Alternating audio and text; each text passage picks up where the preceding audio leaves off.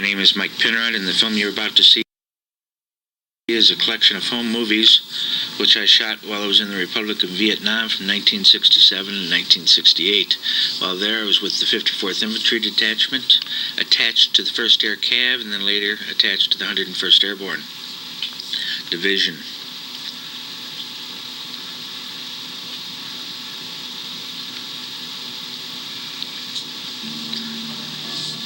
This first scene you're seeing now is the village of Bong Song, which is where I was stationed. It's in the Central Highlands, as you can see.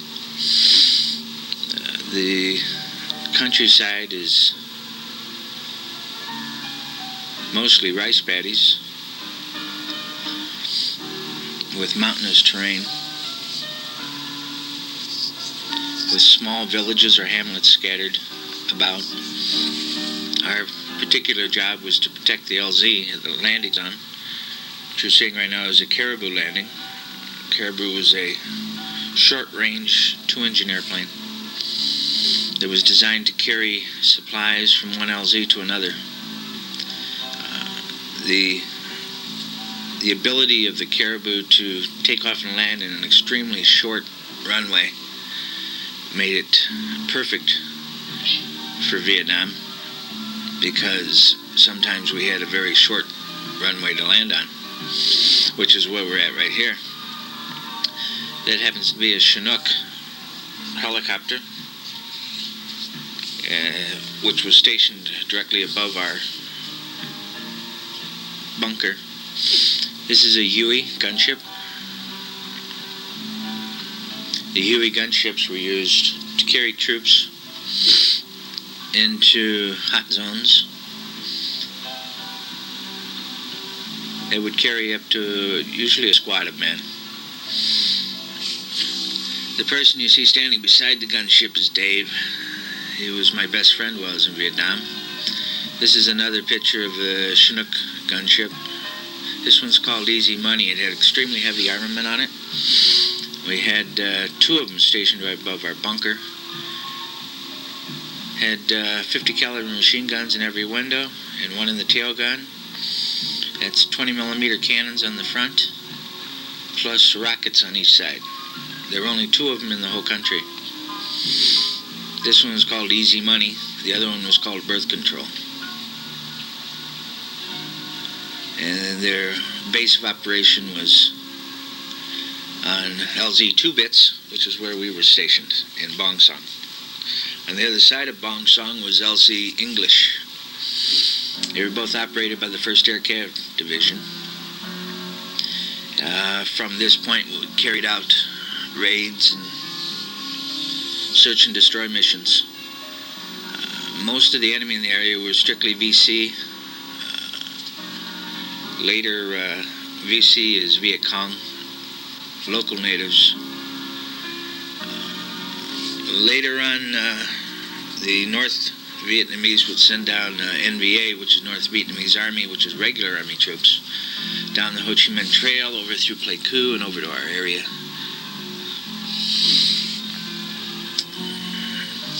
There's a rainy season, so you see these rainbows just about all the time, once a day. It's unusual, though. You can see a rainbow from end to end.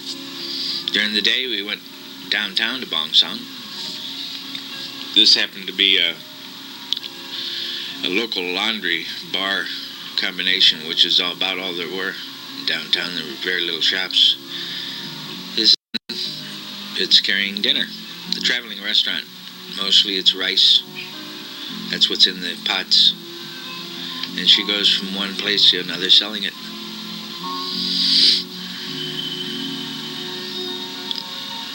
That was fire right down below the LZ. The LZ is sitting on a plateau, and we look down over the valley. Gives us a nice range of fire. As you can see, the sunsets are beautiful, as I imagine they are in most places with mountains. Another part of the rainy season.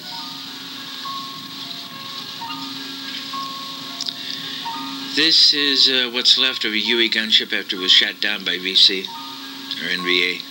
Usually the enemy would use machine guns, and occasionally they bring down a helicopter. And there were 4 men aboard that when they were all killed. And then they send a Chinook out to collect the wreckage. They bring it back to the LZ, and what they're doing here is examining it, trying to find out why it went down. This is from the top of the plateau looking down on the village. That's me. What I'm carrying is an M1 grenade launcher, which shoots hand grenades up to a range of approximately 200 yards with a lot of accuracy. You can see the fence down between us and the village. This is part of our bunker. It usually was 3 to 4 men living in a bunker, and we protected the LZ.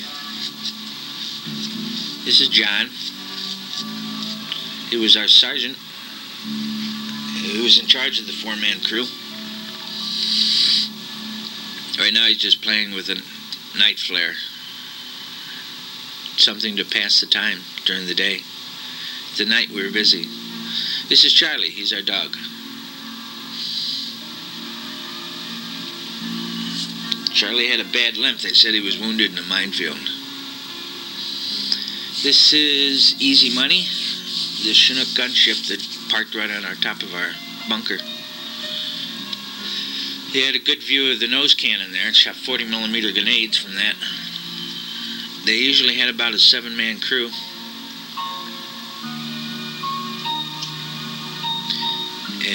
These are captured enemy VC, Viet Cong.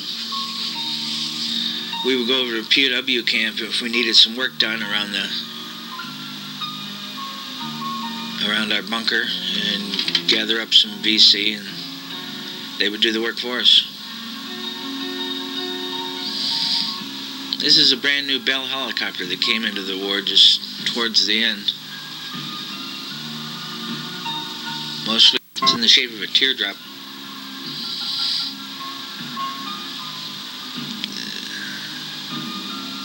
This is a shot of the LZ.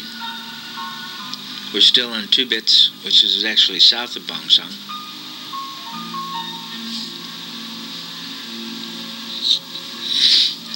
This was Mai. She's one of the girls who worked at the laundromat.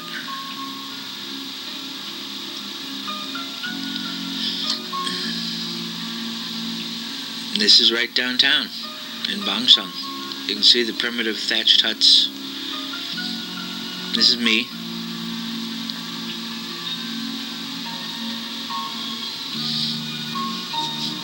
This was right outside of town. We visited some of the local farms. The religious pagoda. It's where they worship. This is another shot of downtown. This is right in the center of downtown where they had approximately 3 or 4 stores.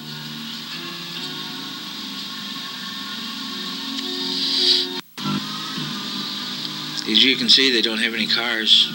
They had a few buses. This is 2 fixed-wing aircraft that would land at a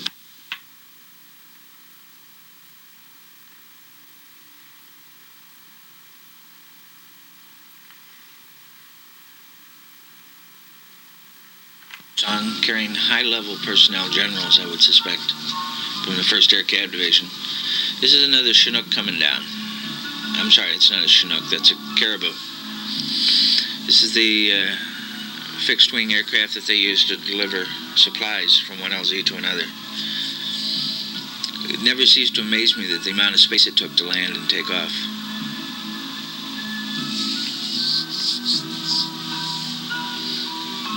This is just another shot of the LZ and the Caribou taking off. You can see where it started, and just in the few hundred feet it takes to lift.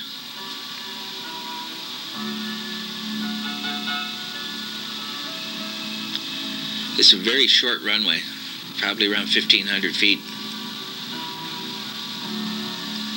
And we had a C-130 land there one time by mistake. And it took the pilot quite a long time to take off. What we have here are 2 Huey gunships. We had received some incoming fires from VC and from Bong Song from right below us, and what they're doing is they're on a search and destroy mission. They'll circle the area trying to draw fire from the VC, and if they get it, they'll attack with their gunships.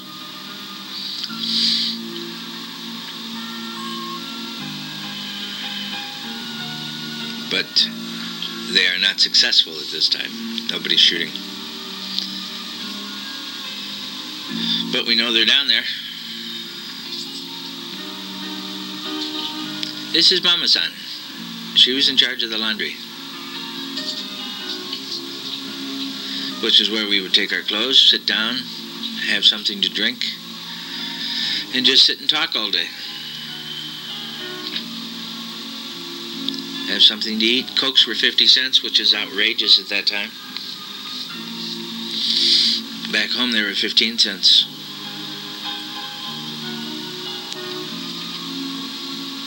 But we would come down around 10 o'clock in the morning and stay till about 5 at night, and then go back to the LZ.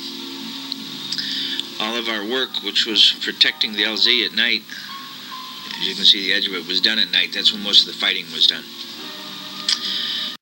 BC or NVA, if they were going to attack, would do it just at night. This is sunset. Beautiful sunset.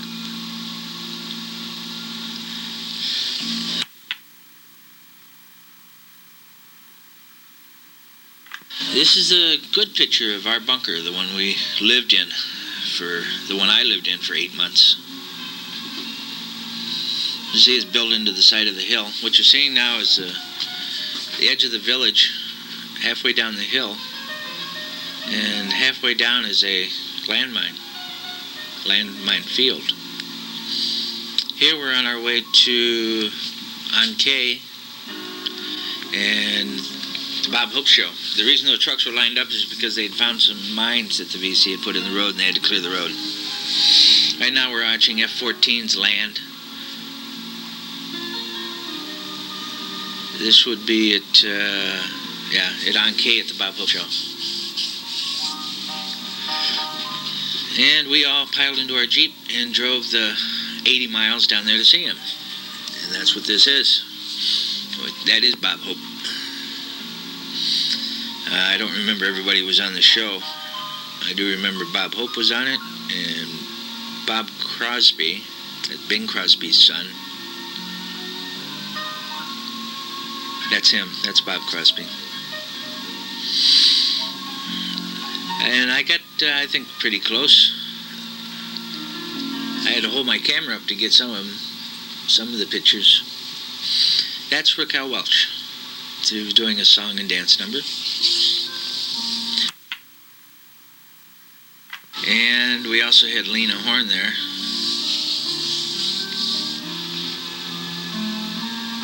This was a USO show, Bob Hope show. That's Raquel Welch and Bob Hope doing a song and dance number together. And this is Lena Horne.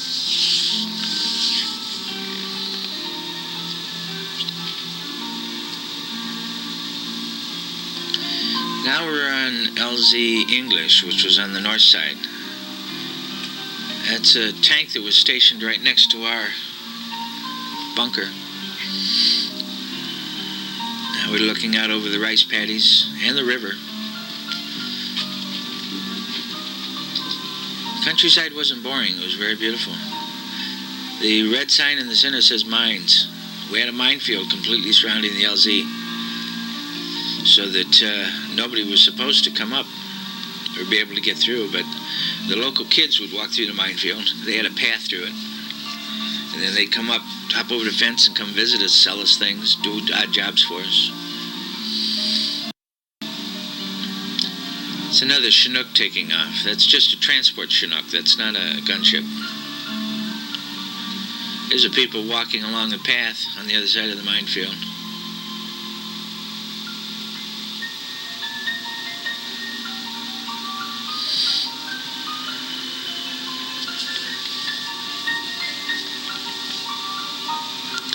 We used to get attacked approximately every 2 or 3 times a week at night. This is one of the guys I lived with in the bunker on English.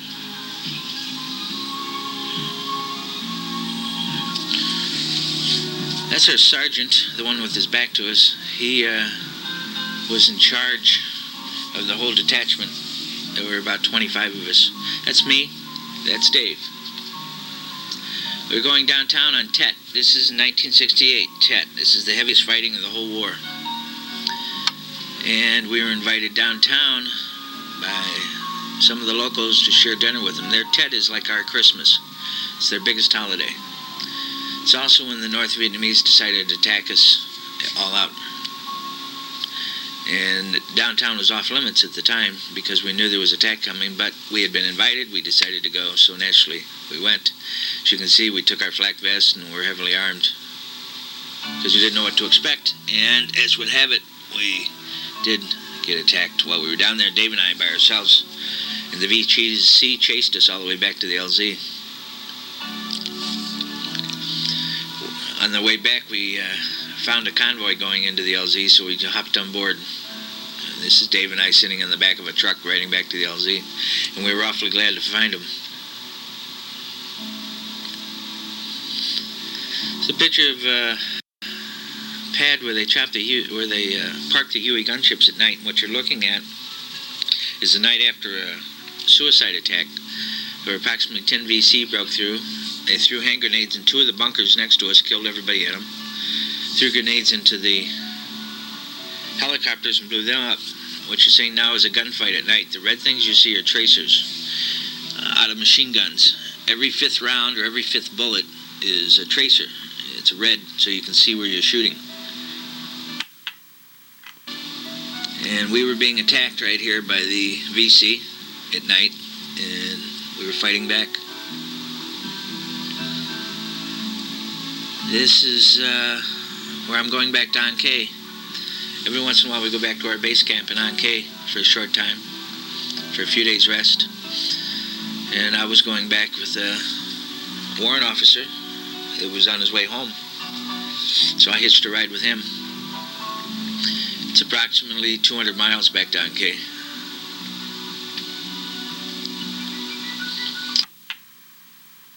And we like to stay low. Makes a harder target if we get shut down. A single gunship out by itself is a good target. So we fly low, approximately 20-30 feet above the ground. That way they don't have that much of a chance to shoot you down. This is another gunfight. This was at LZ 2 Bits.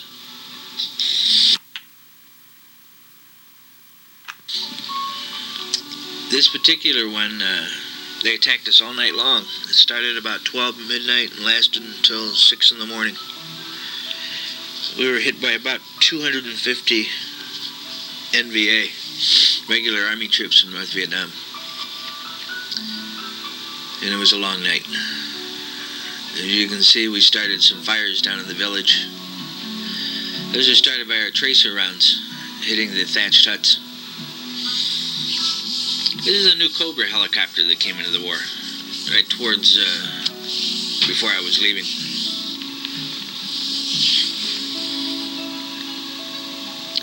There was some new radical designs in helicopters.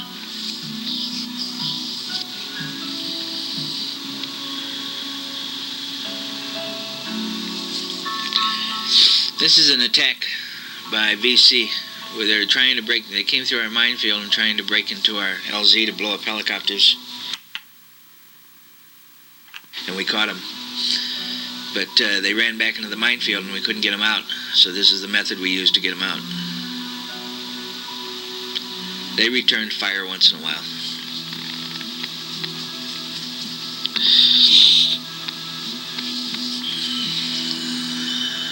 After the fire went out, we went and got the bodies. This is an airstrike. We caught a company of North Vietnamese Army on the hill right across from the LZ, and so we called an airstrike in on them. That's a 54th Infantry Detachment. That's my group. Back at An Khê.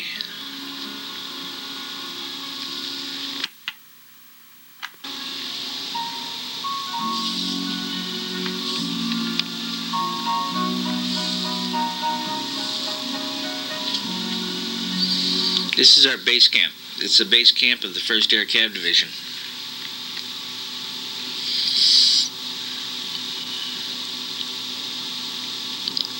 The local VC and NVA hated the First Air Cav, probably worst among all the groups over there, all the divisions. When would you go out on patrol at night? If we ran into a firefight and we had dead NVA or dead VC, we would leave them and we would rip the patch off our arm, the yellow patch with the horse on it, and we'd stick it in their mouth so that the Viet Cong knew we were there. What we're doing now is we're on our way out to a bridge about 20 miles out from the base camp. We go out every night to protect the bridges because the NVA or VC love to blow up the bridges at night. And so we would go out every night about 2 hours before dark, travel out to a bridge that was assigned to us and protect the bridge. And what you see now is going out bridge. This is not it. This is not the bridge we were protecting that night. This is a bridge inside the city. Every bridge had a tank at night. Tanks weren't that effective.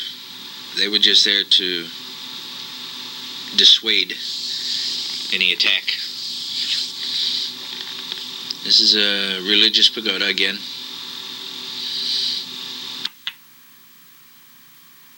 We built most of the roads, almost all the roads we built. The Americans did.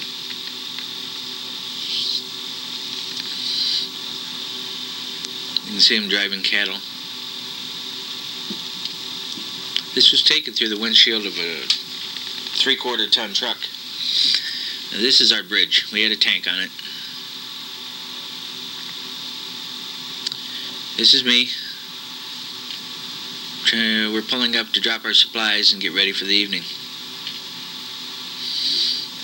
We did have this is a good picture of the bridge. Now we were told that the PC and the NVA and the Buddhists were very religious about their burials. And so what we did, we would take a skull of a VC and put it on the truck, hoping to dissuade them from entering the area. But it didn't help. That's a 80 millimeter mortar we had set up. That's the John. We were attacked on this bridge 3 nights in a row by over 250 NVA. No casualties on our part, but we killed a number of them. This is going back to the base camp in the morning after we're leaving the bridge. This is suburbia.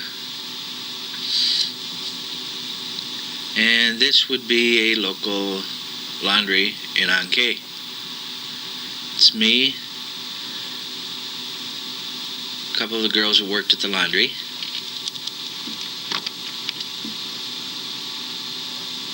They usually had one mother that was in charge of it, and they had a couple girls working for her.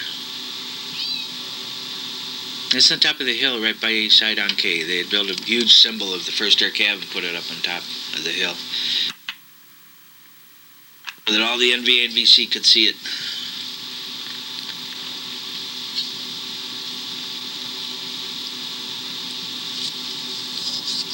This is just exposed film. This is the 507th Replacement Company on my way home.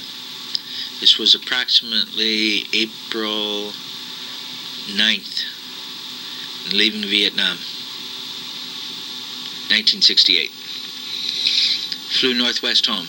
Our first stop was in Tokyo. That's where this is. We stopped in Tokyo for refueling. Then we flew over Alaska and down home to Seattle. From Seattle, I went down to Los Angeles, and this is Karen's apartment in Los Angeles. And this is back home in Joliet, after a year in Vietnam.